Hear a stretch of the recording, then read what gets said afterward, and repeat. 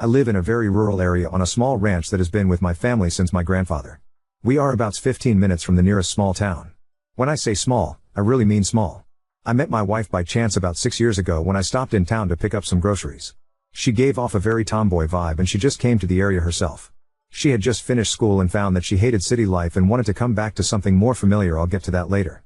I guess she saw me pull in with my pickup and some of the heavier equipment in it, and she came over and asked what sort of livestock I had. She quickly cut to the chase. She was looking for work, she had experience with livestock, and she was new to the area. It is strange in our area to have single women looking for work as a ranch hand, but she said she could prove her worth, and, if I wasn't impressed, I was free to drive her back to town at the bus stop and that'd be that. I was looking for an extra hand for the upcoming months and was considering contacting my neighbor's boys for it, but figured I'd give her a shot. Glad I did too.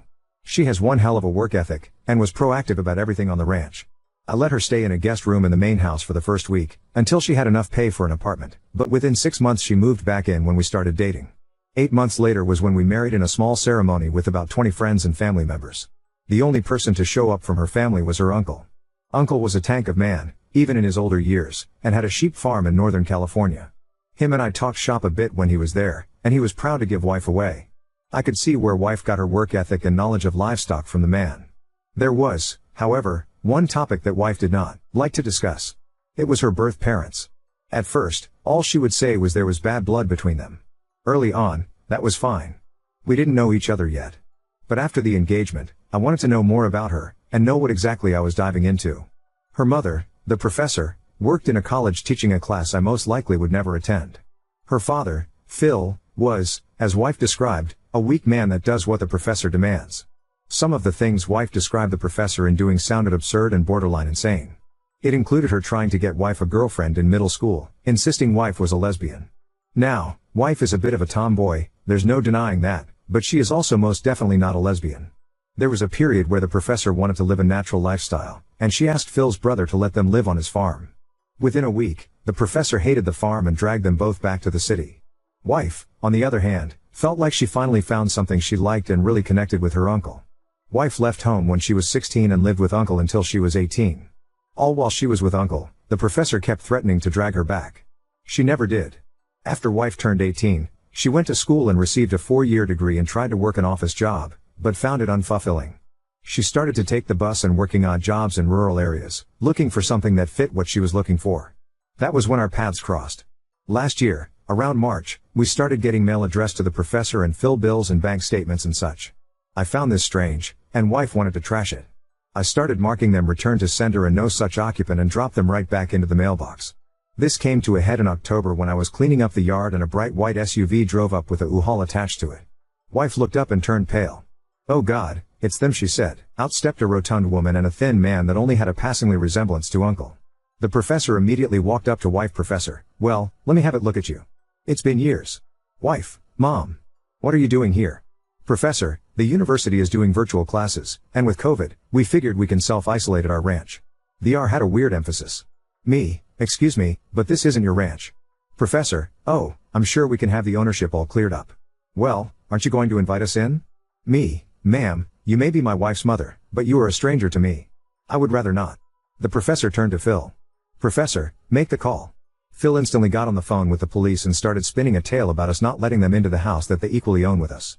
I couldn't believe what I was hearing and how insane it was being spun. Luckily, as I said before, small town. The sheriff pulled up, and it was someone I knew for most of my life. Sheriff really embodies the mindset of a small town constable. He tries to be a peacemaker and a peacekeeper first and foremost. He also knew that this land was in my family's name for 3 generations.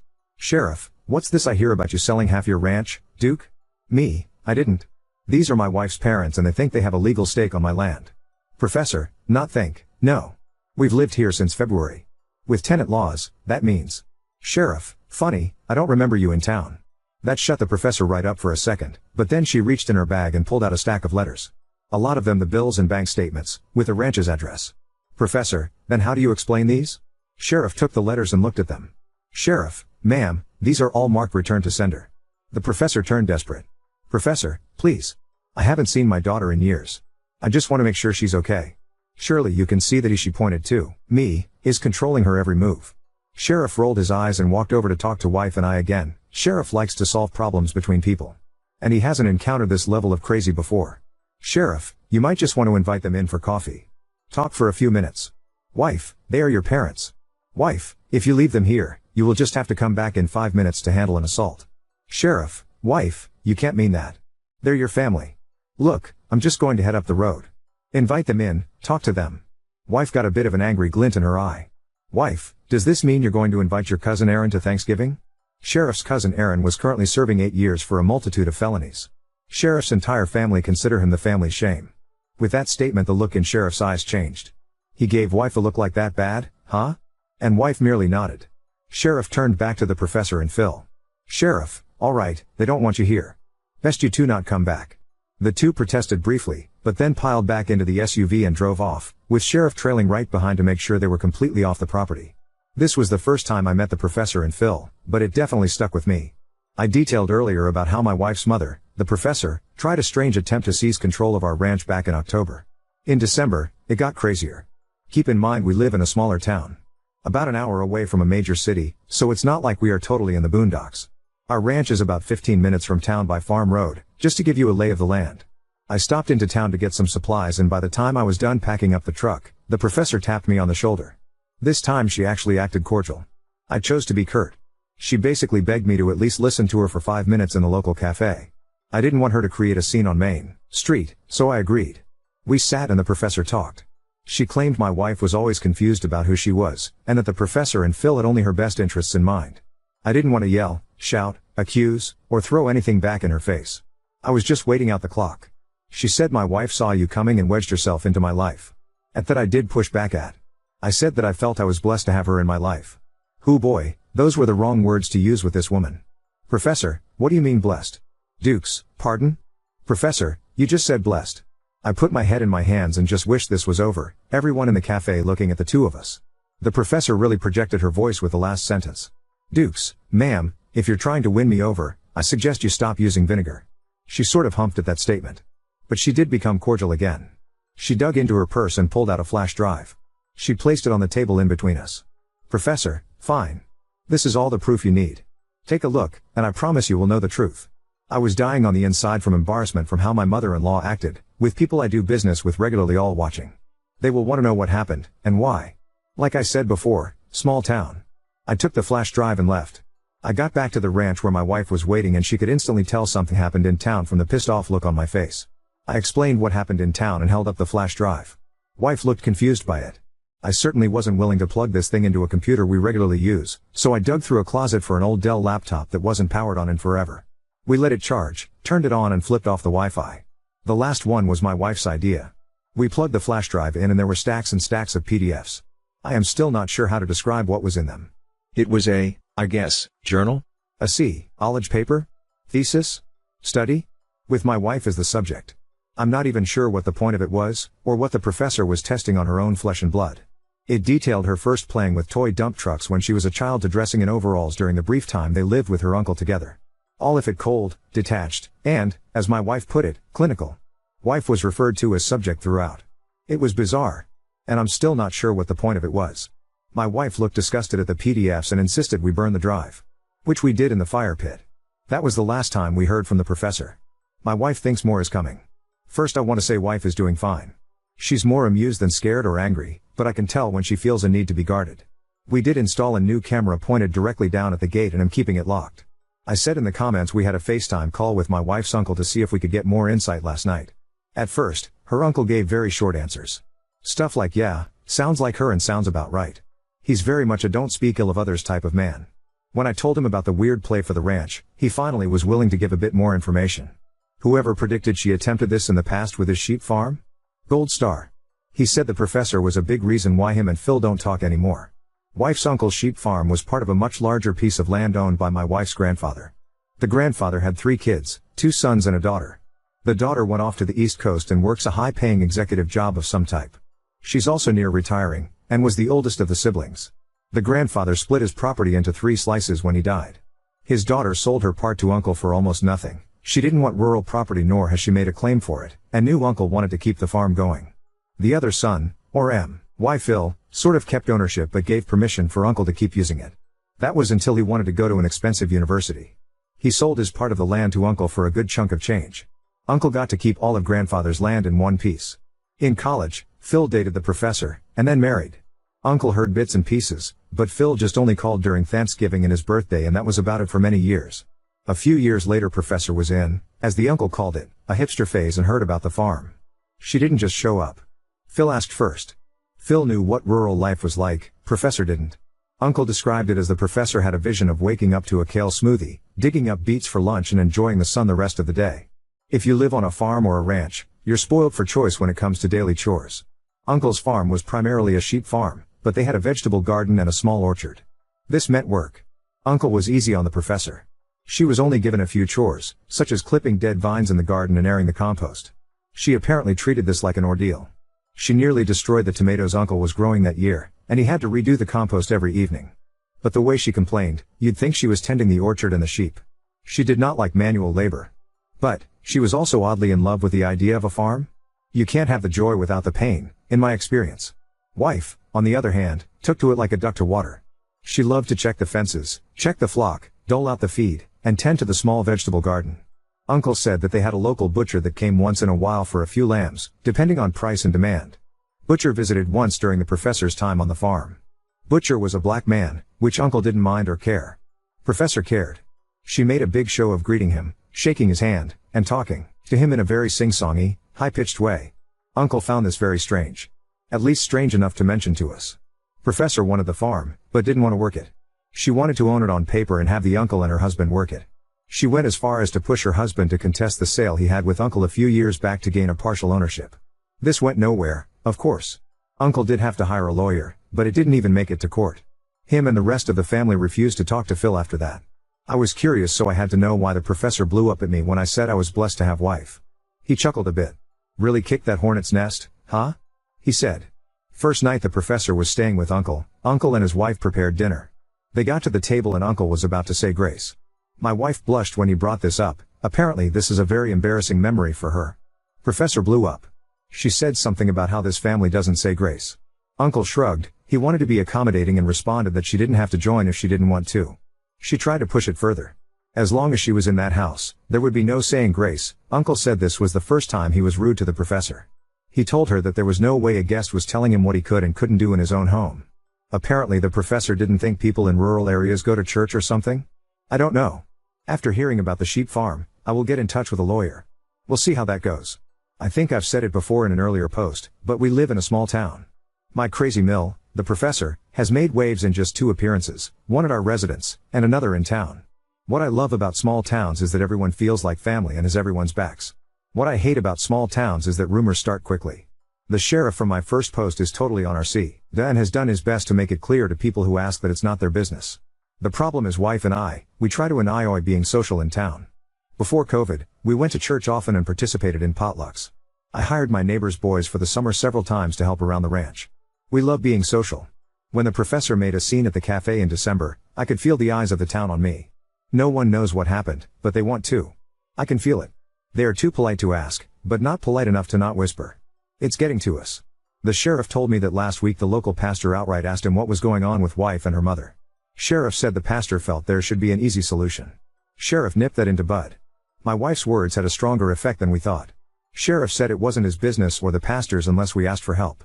He did say to the pastor, and I'm remembering how the sheriff phrased it to me when he told me, they're part of your flock. She, the professor, is the wolf. Be a good shepherd. Even with that, I still feel the weird glances every time I'm in town. Scenes like the one in December isn't usual around here. Any advice? Well, it finally happened. The professor and Phil are in jail. The circumstances are a bit strange as well, but we are glad there's a conclusion at least. 2 nights ago, the sheriff called us in the middle of the day. My wife picked up and after a few minutes of chatting she started laughing. She told me what the sheriff told her. It seems the professor and Phil decided they wanted to try to sneak onto our land. Why? Geez, I can't predict this woman. The professor decided that instead of trying to get onto the ranch from the farm road, which we have clear view of from the house, that her and Phil decided to park a little ways away, and try to get onto our land via a neighbor's property. My neighbor to the east has a small orchard and is a hobby beekeeper. He doesn't get a lot of honey a year and what he does he shares or sells at the farmer's market. Field chickweed just started to flow here, so the bees were out. The professor apparently stumbled onto his bee boxes, and I mean literally bumped into one. The bees started swarming her and either her or Phil got mad and kicked one of the boxes over. My neighbor keeps a sensor perimeter around his bee boxes in case of bears, so that went off and he ran to his bee boxes to see two middle-aged people running around, swatting at bees and yelling. Neighbor called the sheriff, and after about 20 minutes of the neighbor trying to smoke the bees and hosing them off, promptly pressed charges for the destruction of his bee box and trespassing. Apparently there are additional charges for disrupting/destroying a farm's agricultural capability, and since his bees are pollinators for his orchard, away the two went. Both were apparently covered in stings and are in county lockup now. Sheriff said the professor is trying to say the area the bee boxes are in were a public easement and she had rightful access to the area. But for now, it's over. Everyone here is having a huge sigh of relief. Now on to next story. Best friend claims she hooked up with my boyfriend, but he insists it never happened, and now I'm caught between believing either of them. I've been best friends with Becca since 2010. We were college roommates and then after we graduated we still lived together up until I moved in with my boyfriend Nate in 2019. One thing about Becca is that she's always had a drinking problem for as long as I've known her, and she's done stuff while drunk that has sometimes caused problems in our friendship. She does try to stay sober, but every few years something will happen to make her start drinking again, which is what happened earlier this summer. So last Saturday Becca called me because she was drunk somewhere and needed a ride home. I couldn't go pick her up because I had the FLU and I was on cold medicine, so Nate went to get her instead. A couple of days after that I started noticing that Nate was being weird with his phone. Normally he leaves it out on the coffee table if we're watching TV or whatever, but he started putting it face down so I couldn't see what notifications he was getting. My first thought was that he was trying to plan a surprise, and because of the timing I thought that maybe Becca was helping him. Yesterday I saw Becca. I told her that Nate was being sneaky all of a sudden and asked her if he said anything about maybe proposing soon. She asked me if I looked through his phone and I said no. Becca started crying and told me that she and Nate hooked up in his car the night that he came to pick her up. Her excuse was that she was really drunk and didn't fully know what she was doing. She said she'd been texting him since, telling him that he needed to tell me what happened or else she was going to. I asked Becca to show me the texts, but they were all in the app Signal, which deletes messages after a day, so all I could see was that she and Nate had a chat thread but nothing that they said. I told her to text Nate in front of me so I could see what he said, and she did, but we got no read receipt and so no response at all, so it didn't prove anything. I asked Becca if she was sure she wasn't so drunk that she maybe imagined it or thought a dream was real, and she absolutely lost her shit on me and said that she knows that she's horrible when she drinks but that she's not fucking delusional and she doesn't make shit up. She said that I could believe her or not and it's my choice, but she was telling me the truth. I said I needed to go home and talk to Nate. So when I got home I confronted Nate with what Becca had said, and he acted shocked and denied that anything like that had happened at all and said he didn't know why she'd think so or say so. He said that he had just given Becca a ride home and the only thing that happened was that they talked about how he and I had been together for a long time and how we should get married already. He admitted they were talking on Signal the next couple of days, but he said that it was about exactly what I thought, that he was asking her about engagement rings and what kind of proposal I would want. Nate replied to Becca's message from before asking her if she made up a story about them hooking up to not ruin the surprise about his proposal, and she texted him back that there was no proposal and to stop playing dumb. So then Nate called her pretending like I wasn't in the room and told her that she needed to stop whatever she was trying to do because we were on the verge of breaking up and he'd rather just have the surprise be ruined, but Becca just kept telling Nate to stop lying until he got angry and hung up on her. I really didn't know what to think and I still don't. Right now Nate is really upset and not really talking to me much. He says that it's bad enough that Becca acted insane and ruined his plan to propose, but it's even worse that I believed her lies even a little and would think that he would ever cheat on me. Becca texted me saying she was sorry, but otherwise I haven't talked to her either. I don't want to think that Nate would cheat on me or that he'd take advantage of Becca if she was that drunk, but I feel like I can't be 100% sure because I've known Becca for 13 years and I also just can't believe that she'd lie to me about something this important. And I know that she does have a drinking problem, so I can believe that she'd sleep with my boyfriend if she was drunk out of her head. She's done some pretty awful things in the past when she's been drunk. I don't want to wrongly accuse Nate of something he didn't do, but I don't want to be an idiot. I don't know what my gut says. It both says that Nate wouldn't do this and that Becca wouldn't lie about it, but obviously both of those things can't be true. So in the past when she's been drunk, Becca's blacked out and started fights with me or other people. She'll say really out of line insulting things. She's kicked people out of our apartment because she didn't remember inviting them in. She's accused me of stealing clothes from her because I was wearing an outfit that looked like something that she also owned, that kind of thing. She's never hooked up with anyone that I was dating, but she's definitely hooked up with guys that she knew I was interested in.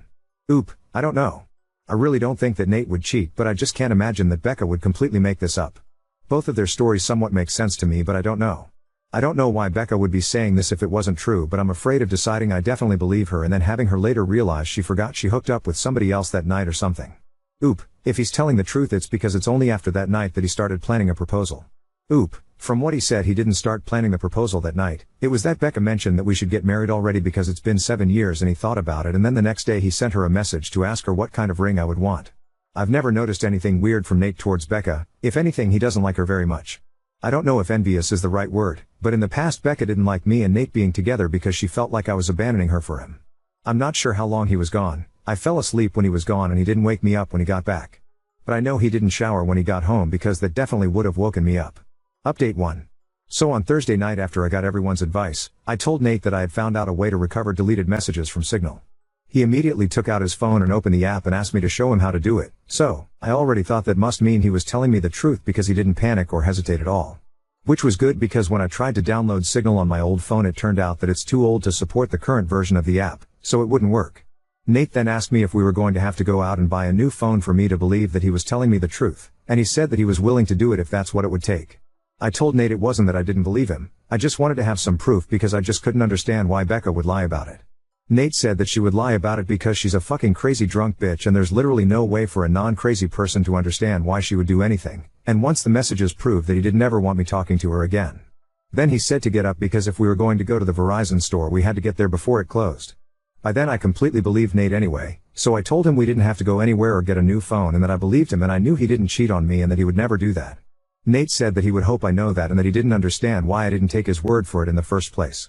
I started trying to explain why I didn't want to just immediately dismiss what Becca had said happened, but Nate said that he really couldn't listen to that right now. I said that was fair and agreed that I would cut Becca off, but that first I wanted to try to get her to admit that nothing happened. Nate said fine, but to call her with my phone on speaker because he thought he also deserved to hear her admit that she was lying. So I called Becca and I said the same thing to her that I said to Nate, that I figured out how to recover deleted messages on Signal. She asked me why I would need to do that, so that was when I knew for sure that she was definitely making it up and not just confu, said somehow. I said it was because I wanted to have proof of what she and Nate talked about. Becca asked me if I saw their messages, so I lied and said yes. After that Becca just went silent until finally I asked her if she was going to say anything. Then she asked me if that meant that we were engaged now.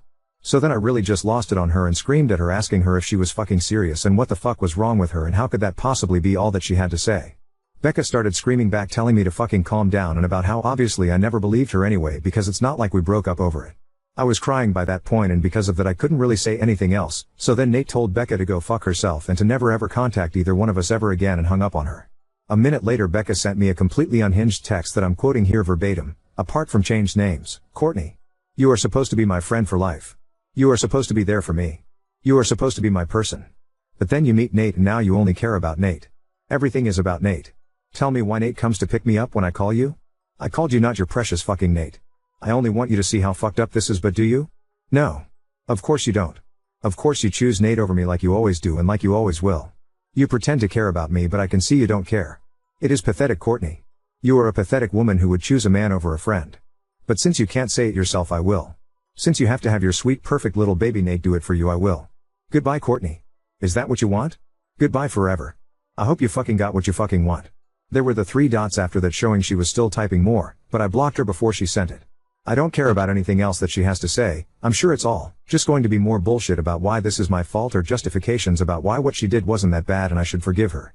I know Nate is probably right and there's no non-crazy logic behind why Becca would stoop to doing something like this, but obviously I've still been thinking about it and my best guess is that whoever said that Becca still blames me and Nate, apparently mostly Nate, for her being a drunk mess who can't get her life together is right. It seems like she somehow thought that if she said she hooked up with Nate, I'd break up with him but still want to be friends with her and then everything would magically be fixed. As far as stuff with Nate, I asked him if he thought he could ever forgive me for doubting him and he said that since I came to my senses and I cut Becca off he guesses we can try to put it behind us. I don't think he's still going to propose anytime soon. After this I probably wouldn't if I was him. And from what Nate said he didn't actually do any planning yet other than asking Becca about rings and if I'd think a public proposal was tacky or not. All he was doing so far was trying to get ideas without me knowing he was talking to her about it. So just based on that I think probably it's not going to happen for a while if it still does at all. Also, thanks to everyone for the advice and support. I know I didn't respond to many comments but I really did appreciate everyone who cared enough to want to help. Oop, I'm sure she won't just go away. I'm already expecting her to try to get our other friends to get in the middle of everything as soon as she figures out she's actually blocked and I'm not just ignoring her. I hope she won't try to do anything else but I guess at this point I really can't know with her. Update 2. It turned out that whatever was going on with Becca that caused her to make false accusations about Nate was the beginning of some kind of a psychotic break. After I blocked her she made a whole bunch of fake accounts and started sending me completely unhinged shit about how I ruined her life and threatening to get revenge on me and Nate. This went on for literally months with her sending me dozens of messages a day. I found out from other friends that she was making multiple posts on Facebook every day that were semi-coherent rants about how much she hated me and how I was evil and ruined her life intentionally. I tried to talk to the police 2 different times to get a restraining order because I was afraid that Becca was going to show up at our apartment and attack me or Nate. I literally even got a front door camera because I was so scared that she was going to hurt us. The police said that because Becca wasn't threatening actual violence, she was just a nuisance and they couldn't do anything. They acted like I was an idiot because it isn't illegal to talk shit on Facebook, and they basically told me to just keep blocking her whenever she made a new account and eventually she'd get bored and move on. Then finally there was an incident where someone broke the windshield of Nate's car while he was parked at his work. I guess it could have just been a random act of vandalism because his wasn't the only car that got windows broken, but at the time I was 100% sure it was Becca, so I went to the police again. Eventually an officer went to talk to Becca, and she said she didn't touch Nate's car, and again I have no proof that she did. But after the police talked to her, Becca got put into a psych ward for a week because apparently her apartment was filthy and she was drunk out of her mind 24/7 and a danger to herself. I have not heard anything from Becca after she left the psych ward. I don't know if she was diagnosed with something or if she's medicated now or what. I found out that she moved in with her dad, who thank God lives in a different state. I look at her social media every so often to make sure she's not posting about me again and that she's nowhere around me. I haven't mentioned Nate much in this update because we're no longer together. He broke up with me after the windshield incident because he couldn't handle being constantly harassed by Becca, and to be honest I don't think he ever forgave me for not taking his side immediately when everything started. It really hurt, but I can't blame him. I tried to talk to him about fixing things between us after Becca was gone, but he just wasn't interested. So in the past when she's been drunk, Becca's blacked out and started fights with me or other people. She'll say really out of line insulting things. She's kicked people out of our apartment because she didn't remember inviting them in. She's accused me of stealing clothes from her because I was wearing an outfit that looked like something that she also owned, that kind of thing. She's never hooked up with anyone that I was dating, but she's definitely hooked up with guys that she knew I was interested in.